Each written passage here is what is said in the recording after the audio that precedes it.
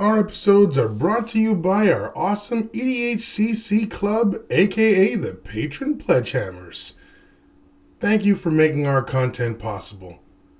If you'd like to support the channel and get some sweet bonuses, check out our Patreon link in the description below. Also, if you're looking for new playmats or sleeves, check out yourplaymat.com and use our promo code BT10YP or click the link in the description below to get 10% off your order. Sweet swag at a cheaper price is always nice.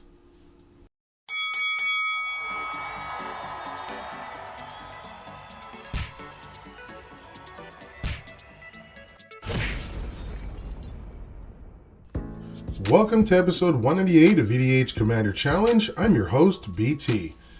A couple things I'm going to say before we get into today's episode. Firstly, I want to apologize for not having posted any new content last week.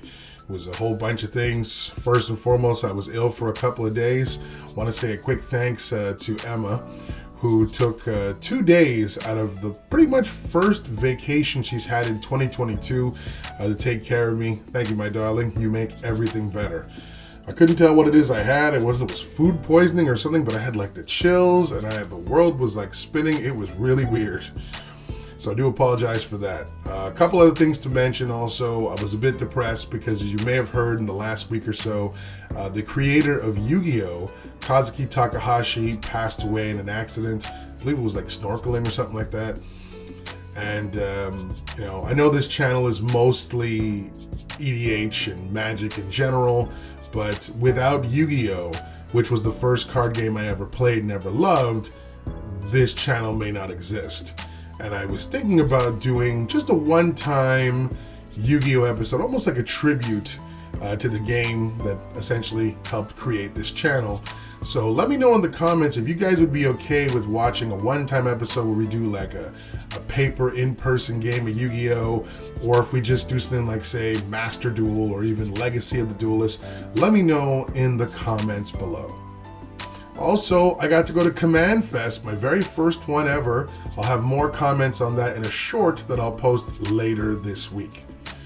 And lastly, don't forget, guys, you still have your chance today at midnight is when it ends, a chance to enter our Yavi Maya giveaway, where one lucky subscriber will have the chance to win a Yavi Maya Cradle of Growth. I'll leave a link to the video with the details on how to enter in the description below, but you have until today at midnight if you're watching this video the day it comes out. Well, that was a mouthful now, wasn't it? Anyways, let's jump into today's episode and go check out those opening hands. First in this corner, with an opening hand of a Bayou, Heap Gate, Basilisk Gate, Elvish Reclaimer, Terastodon, Whispersilk Cloak, Explore the Underdark, and his Sultai General, Nine-Fingers Keene. He is yours truly, the host, BT.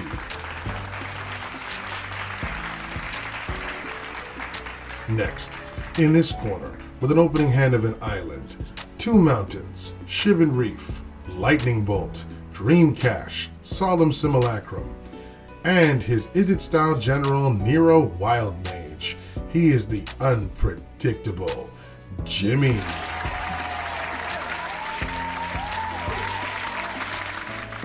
I won the dice roll to start us off, so let's begin this Sultai versus Izzet card fight.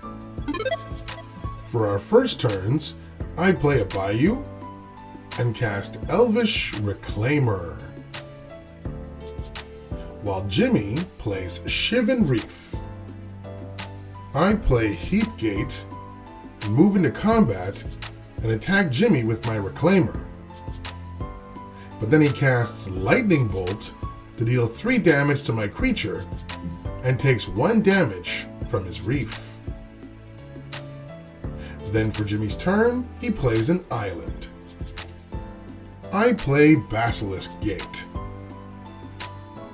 while Gemi plays Command Tower and casts Dream Cache. This lets him draw 3 cards and place 2 cards to the bottom of his deck. Before he passes his turn, I use my Heap Gates effect to make a treasure token. I play Yavimaya, Cradle of Growth. Enter our contest, don't forget. And including sacrificing my treasure, I cast my general, Nine-Fingers Keene. For Gemi's turn, he plays a mountain and casts Solemn Simulacrum. With its ETB, he nets a basic from his deck into play tapped. For my turn, I move straight into combat and attack with Keene for 4 damage. With its ETB, I check my top 9 cards, looking for a gate card. But sadly I whiff, and there are no gates there, and I'm forced to pass. For Gemi's turn, he plays a mountain and casts both Burnished Heart and Chromatic Lantern. Before he passes, I again use my Heap Gate to make a treasure. Then I cast Vampiric Tutor and pay 2 life to tutor a card to the top of my deck.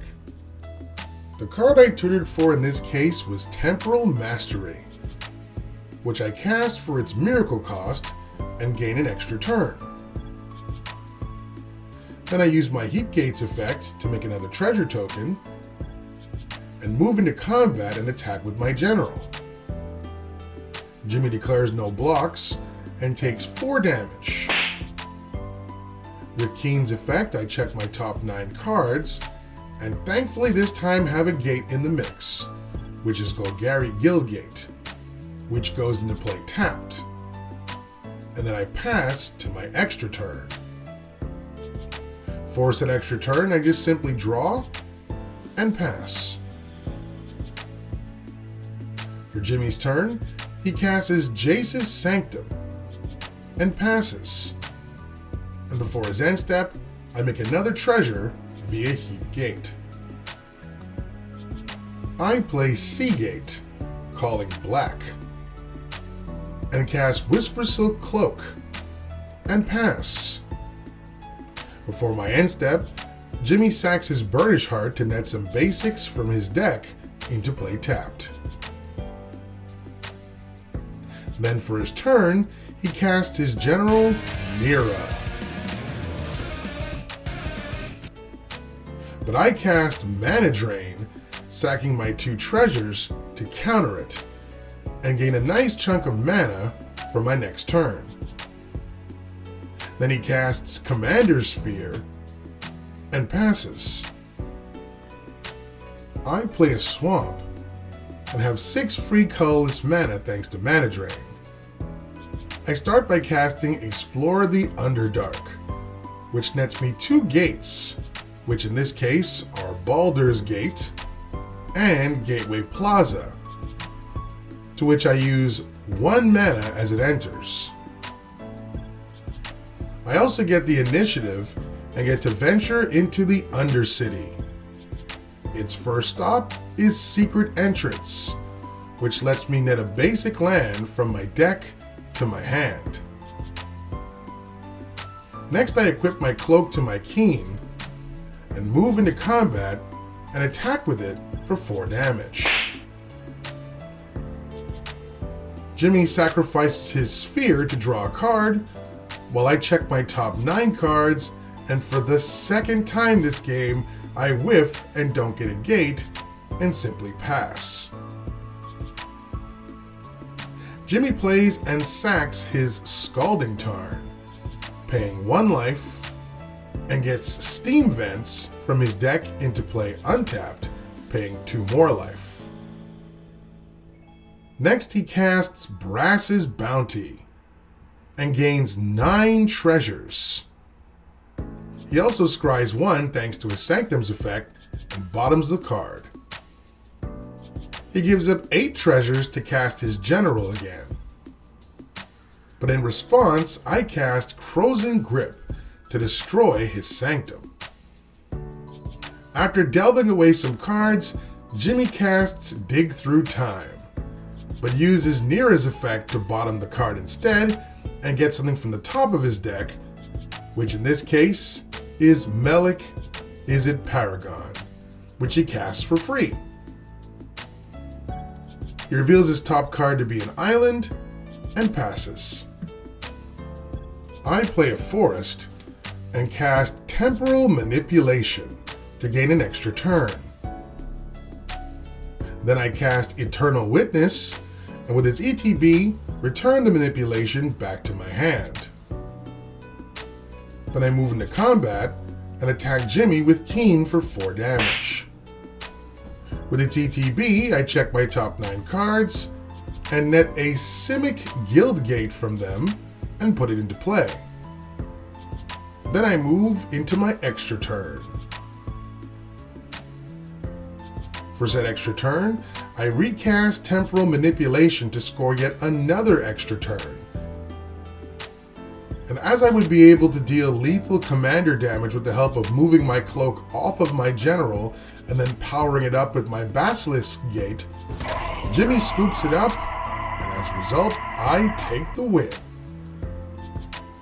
Gemi's Neera deck could run away with any game, including this one, if it had been given more time, as he does play Eldrazi's in the deck, which can quickly overwhelm you. I won for only one reason: extra turns. My Temporal Mastery and Manipulation put me ahead of the game so far that Gemi was pretty much unable to stabilize in time. To be with our picks, let us know in the comments. Also, if you enjoy our content, consider becoming a patron. We'll give you access to some sweet extras like bonus entries into our giveaways, your nickname in our EDH club, and so much more. Also, if you're looking for some new custom playmats and sleeves, then check out yourplaymat.com and use our promo code BT10YP at checkout, or just click the link in the description below to receive 10% off your order. It's sweet swag at a cheaper price, and that's always nice. Also, don't forget, today is your last chance to enter our current giveaway, where one lucky subscriber will take home a foil Yavimaya Cradle of Growth. You can get up to 3 entries to win it. I'll leave a link to the giveaway video in the description below. Until next time, thank you so much for watching. It means a lot to me. And if you don't mind, if you enjoy EDH like we do, please hit the like and subscribe buttons. And don't forget to stay warm, stay safe, and keep on card gaming. Love you all, and cheers.